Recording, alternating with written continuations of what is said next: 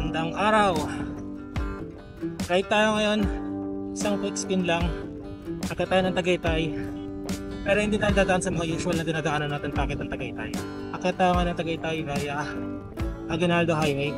Dahil sobrang dalang kung dumaan doon, parang isang beses pa lang yata nakakadaan doon. Pakit ng Tagaytay. Main reason ay daming sasakyan tsaka napakausok. Although napakaluwag ng kalsada. Labas na tayo dito ngayon sa Dresser. Lalabas lang natin ang subdivision natin. Dito tayo sa Perez, Dresser Martres, Cavite. Madadaanan natin ay Jetri, Dasma, Silang, hindi Tagaytay. Let's go!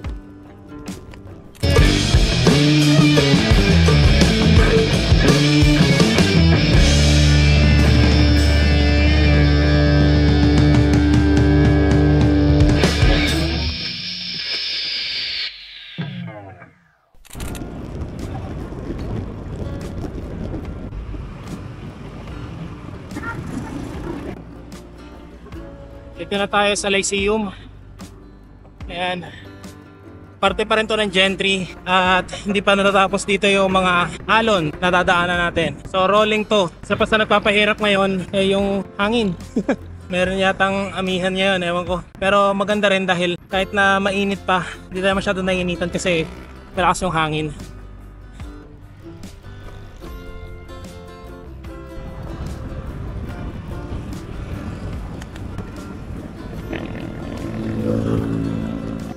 Tumaba na tayo ng Dasma. Kaya napasok na tayo ng Langkaan.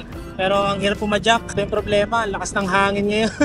Bakit? Puro quick spin na nga lang ako lately. Pero pagka nagre-ride naman, natsambahan natin na malakas ang hangin. Pero ayos lang, dahan-dahanin lang natin. Lalo na Tagaytay lang naman tayo. At ahon. Time pala natin 4 minutes before 5. So mga 4:30 PM tayo nag-ride out. Dahil medyo swamp tayo sa trabaho, which is a good thing. At pinipilit na lang natin isingit yung kahit mga short ride lang. Mapaumaga or mapahapon. Mahalaga hindi tayo masasiro. Kaya siguro twice or thrice a week na ride kahit puro short ride lang. Malaking halaga na yun. Malaking bagay na yun para kahit paano hindi nawawala yung endurance na nabibuild natin kapag nagra-ride tayo, lalo na kapag meron mga biglaang long ride hindi tayo alanganin. Ang lakas talaga ng hangin. Current temperature natin, tignan natin. Take note, alas 5 na ha, pero nasa 32 degrees Celsius tayo ngayon.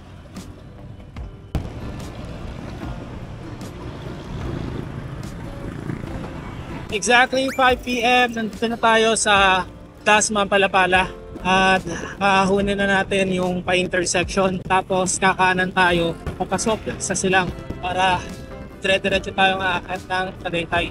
Isang dire-diretso lang yun, pero tulad ng pag-akyat sa Tagaytay via Amadeo at Mendez, kahit sa Concho, meron tayong dadaanan ng mga ahon bago tayo makarating mismo sa Tagaytay. Ayan na, traffic na dito. Pwede naman tayo dito dumaan sa kanan. Parehas ng traffic. Dito na tayo sa medyo maluwag-luwag. Medyo masikip yung daanan dun eh. Tsaka mas matarig ng ahon. Ang init pa rin kahit alas 5 na.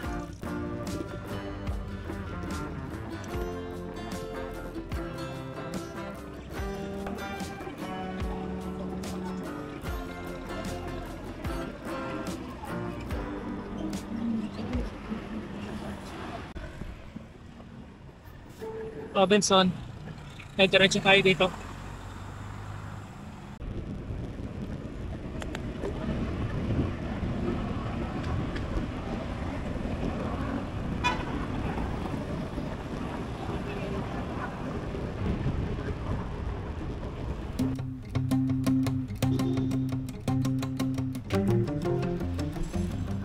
Dito sa Metrogate Dasma, simula pa lang mula dito, naglalaro na ng 2 to 3% yung gradient at hindi siya ganun kadali dahil ang lakas din ng hangin talaga. Pero yung kalsada dito talagang maayos naman. Ayan, medyo patsi-patsi nga lang makikita nyo. At mas maraming sasakyan kumpara sa Amadeo at Concho kahit sa Mendez. Isa pa sa ayaw ko dito kaya madalang ko talagang daanan to kapag magbabike paakyat ng Tagaytay. Yung mga bus, marami tayong mga kasabay dito na mga bus. Tapos grabe pa maglabas ng usok. Ayan. Ayan yung kalsada.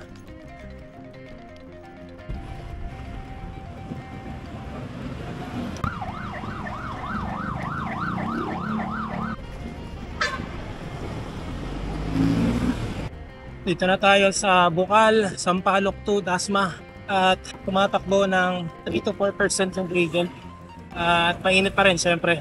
Diretsuhin lang natin dito lang sa gilid. Bukod sa atin yan, maraming truck at saka bus. Ang lakas ng hangin. Meron talagang headwind ngayon na sumasabay sa pag-ahon natin dito papuntang Tagaytay.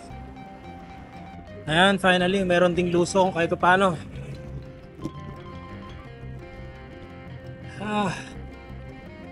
Sulit na sulit din to. Medyo bigat yung katawan ko ngayon, hindi ko alam kung bakit. Parang wala tayo sa kondisyon mag-ride. Pero dahil quick ride lang tayo, kailangan natin itong i-push para kahit paano meron tayong training. Lalo na't meron kaming naluluto na long ride kasama pa Jack Lamon Group. Yan, ahon tayo ulit.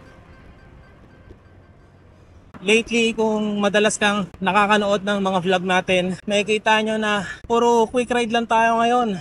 And para hindi naman boring dahil kung puro quick ride lang tapos pare-pares lang ng ruta, nakakasawa panoorin yon syempre. Kaya naisip ko na mag-explore ng ibang mga ruta na pwede natin madaanan, which is mga alternate route na pwede natin daanan papunta sa mga usual na destination natin pag nagko-quick ride tayo or quick spin. And at the same time, ayun, parang na-explore ko yung buong Cavite at hindi natin kinakailangan na maglagay ng sobrang habang oras.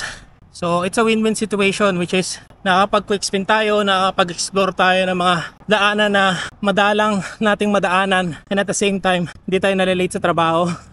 So yan ang pinakasulit na nagagawa natin sa ngayon. At papasok na tayo ng Silang. Ito na yung mga arko, end of the line for Dasma. Ayun ang town marker ng Silang. We are now in Silang. Hindi ko alam kung anong barangay pero check natin. Currently nasa 3% gradient. Inaahon natin at magpo 5:30 PM na. Medyo mainit pa rin.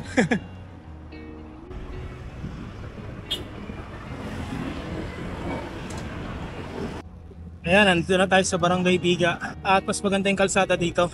Maayos na asfalto and at the same time mas maluwag. Ito yata yung Palax. Ayan. Diretso tayo. Nakakatakbo na tayo ng almost 20 kilometers per hour. Kaya medyo bumibilis-bilis tayo. Although, ayan, kung mapapansin nyo o kung narinig nyo man, talagang sinusubok tayo ng hangin. Kaya tamang pacing lang talaga.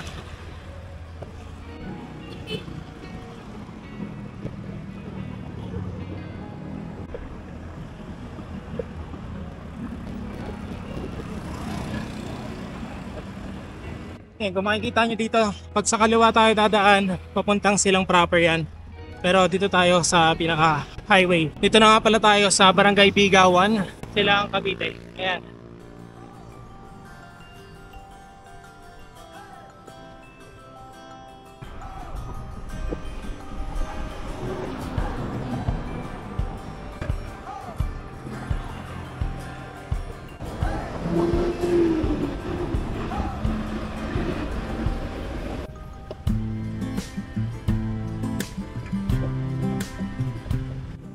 Dito na tayo sa Premier Plaza. Kapag kumanan tayo dito, papasok yan ng Amadeo. Tapos pa Silang naman. Silang proper naman yung sa kaliwa. Pero dahil diretso tayo, madadaanan natin itong Premier Plaza. Siguro nakakakalahati na tayo. Pero malalaman natin na medyo malapit na tayo kapag nadaanan na natin yung Hacienda Designer Outlet. Mall din yun, located dito sa Silang. At tingin ko yun yung next na madadaanan natin. Ito yung Premier Plaza.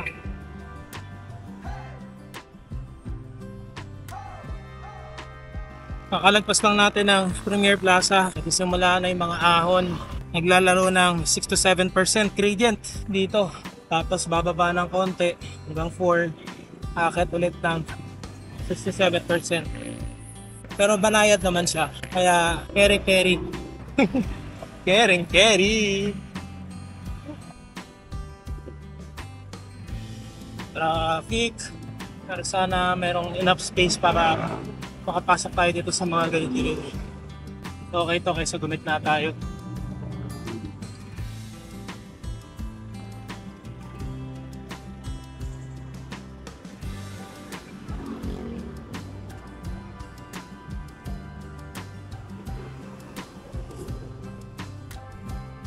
Dito na yata tayo sa bottleneck na parte na packet ng Tagaytay. Meron kasi ditong papasok sa kanan going to a bypass road, papasok ng Amadeo, Conchu at saka 13.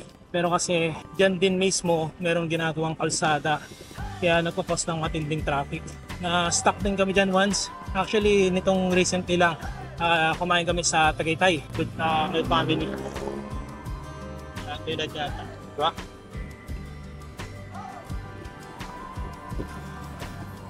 Bilis-bilis na yung takbo natin. Mas maganda ang kalsada dito sa parte na to. And currently nakaka 20 kilometers na tayo. I believe approaching na tayo sa Hacienda Designer Outlet. Means medyo mas malapit-lapit na tayo sa Tagaytay. At malapit-lapit na rin tayo sa mga ahon. Yan ang sigurado.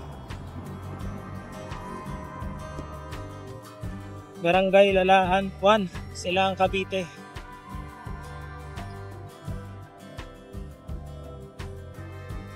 And finally, narating na rin natin ang designer outlet dito sa Silang, ang Hacienda. Ayan.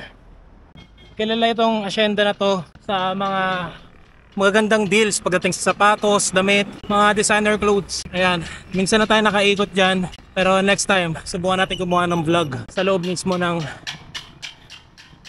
Hacienda. Ayan. At dahil narating na natin ang Hacienda, dire-diretso na tayo sa mga ahon. Ayan, paparating na tayo dun. Paparating na tayo sa exciting part ng paakyat ng Tagaytay. Actually, mula dito ramdam na yung lamig. So lumamig-lamig na yung temperatura mula dito. At medyo humina-hina na yung hangin, pero ayun, headwind pa rin siya. Medyo mas babagal pa tayo ng konti. Malamang-lamang makakauwi tayo nito mga 7:30. Currently, time natin is 6 PM at nakaka 22 kilometers na tayo.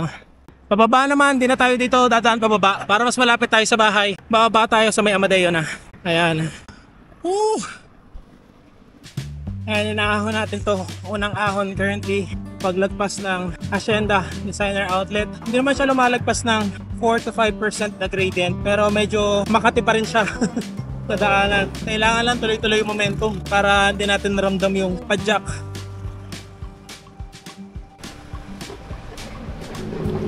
Barangay Lalahan 2.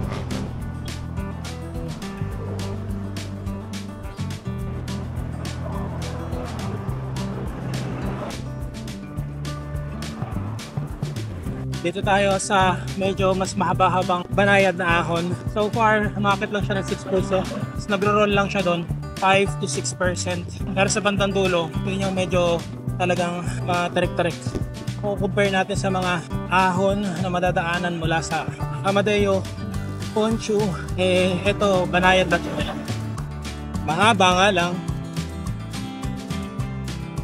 Nandito na tayo sa medyo mas steep na part ng ahon.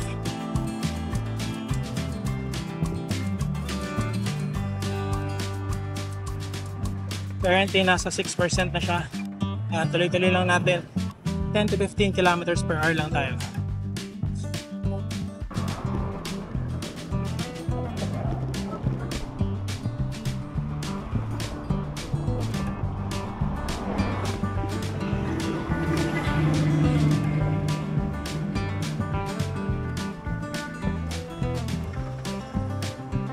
Dito na tayo sa Barangay Buho, Silang Cavite. At ramdam ko na yung lamig dahil magsi 6:30 PM na. At currently umaahon tayo sa 5% gradient. Pero hindi naman ganun kasakit. Banayad na banayad lang. Medyo mas mabilis na tayo compared kanina. Nakakatakbo tayo ng 15 to 20. Tuloy-tuloy. Yung mga ahon, tuloy-tuloy din. Pero konting-konti na lang to. Dahil dito sa bandang to nakikita natin na mas marami ng ahon at saka mas marami ng mga establishments. Malapit na tayo sa Olivares, Tagaytay. Kaya konting-konti na lang.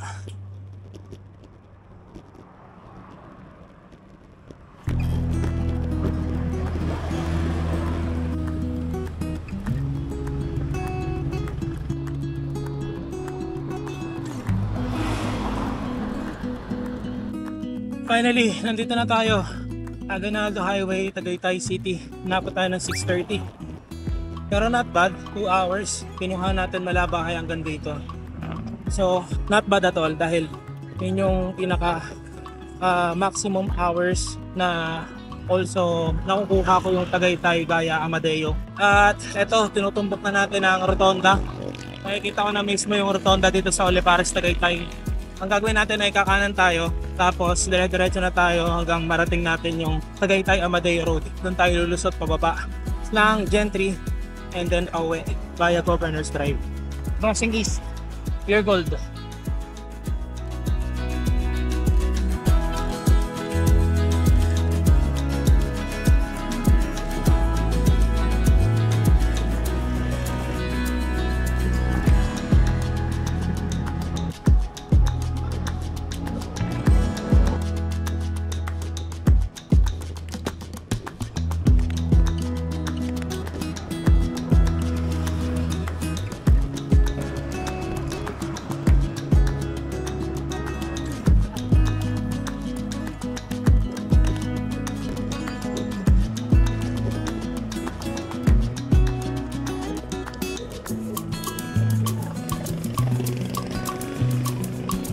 Kapal ng frog dito guys. Pag ng alikabok. Ayan na.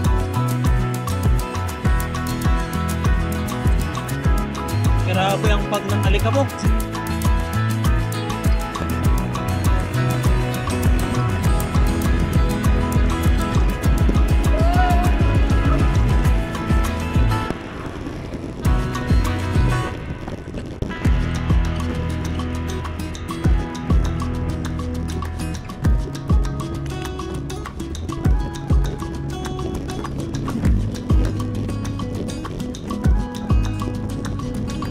Nakaka 51 kilometers na tayo at malapit na rin tayo makauwi dahil nandito na tayo sa Gateway Business Park dito sa Gentry.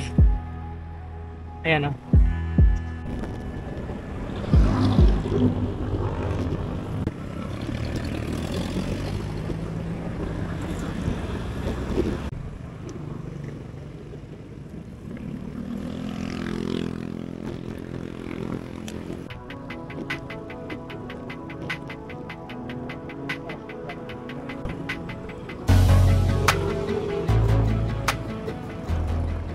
Finally, nandito na tayo sa Governor's Drive. Grabe, masakit din pala sa katawan tong ginagawa nating ruta. Currently, medyo may mga in-adjust ako dito sa bike o dito kay Kuro. In-adjust ko yung saddle kasi nag-experiment ako kung ano yung pinaka mas effective at mas comfortable. Pero so far parang hindi ko pa nahahanap yung tamang angle. Tapos medyo nataasan ko yata yung ating seat post. Kaya adjust pa rin. So technically, yun yung mga adjustments na pwede nating magawa habang di pa tayo nakapagpa-bike fit. Kaya medyo matagal-tagal bago natin makuha yung mga ganong klaseng comfort. 7:44 PM. Nandito na tayo sa 13. Ayan. Grabe. Napot tayo ng ilang oras din. 4:30 tayo nag-ride out. 4 hours and a half din ng ating ride na to. Pero not bad at all dahil at least nakapag-ride tayo. Pero bago tayo makauwi, syempre meron pa tayong dadaanan na huling ahon. Ganyan dito sa amin. Aalis kang lulusong, uwi kang aahon. Ayan, sa wakas nakauwi na rin. Bakit din talaga yung katawan ko dun ah.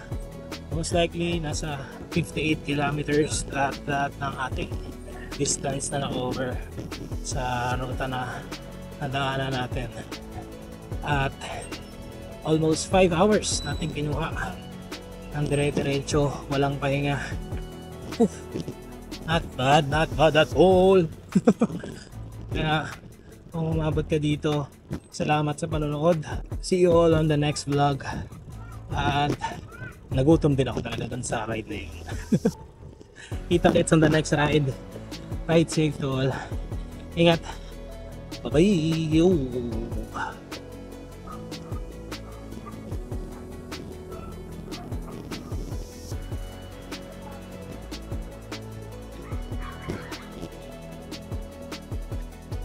はい。